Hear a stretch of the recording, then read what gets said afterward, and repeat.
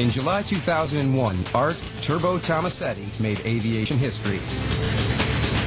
He became the first man ever to achieve a short takeoff, supersonic sprint, and a vertical landing in one flight.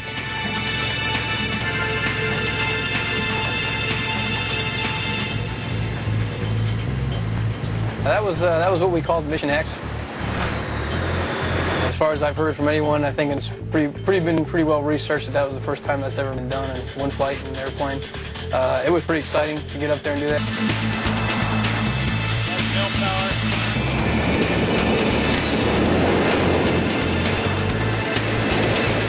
Turbo proved that in short takeoff mode, the X-35B could get airborne at just 80 miles an hour in under 400 feet of runway, rather than the 3,000 feet needed by a conventional fighter.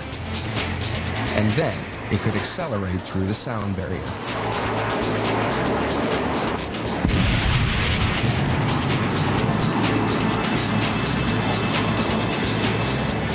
It proved to me that we've come that far with technology and can design an airplane, can do the hovering part and still get out there and do the supersonic high-speed part that other current generation aircraft can do. Turbo touched Mach 1.05 before converting back to hover mode 150 feet above the runway, and then landing vertical. Takeoff and landings is the British Harrier jump jet. Its ability to operate from restricted airfields close to the front line, as well as from carriers, has proved invaluable in combat, and the X-35B is set to be an impressive successor. Well, the Harrier is what people would refer to as a pilot's airplane. You always have to be doing something in order to make the airplane behave like you want it to. You're always in the loop, making corrections and small adjustments and tweaking things here and there.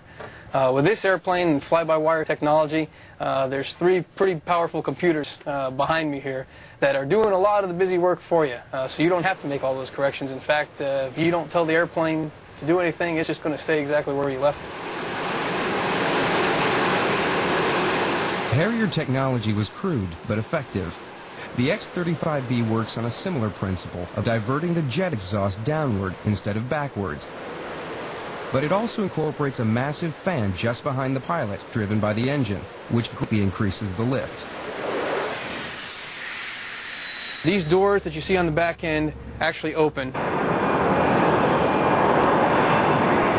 The rear portion of the engine swivels down and can point directly down at the ground.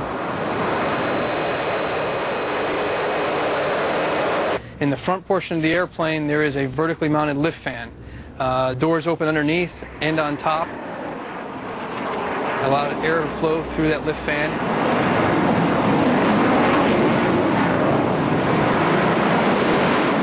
To move the airplane and rotate it 360 degrees, the actual rear nozzle of the airplane can vector in that direction, in the yaw direction a little bit, and that enables it to push the airplane around one direction or another.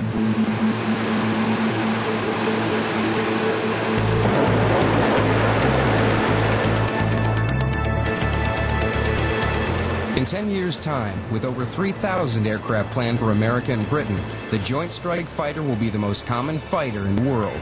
Sales to other allies could take the total to over 6,000 planes. The Joint Strike Fighter is set to strike fear into the combat zone for the next 40 years.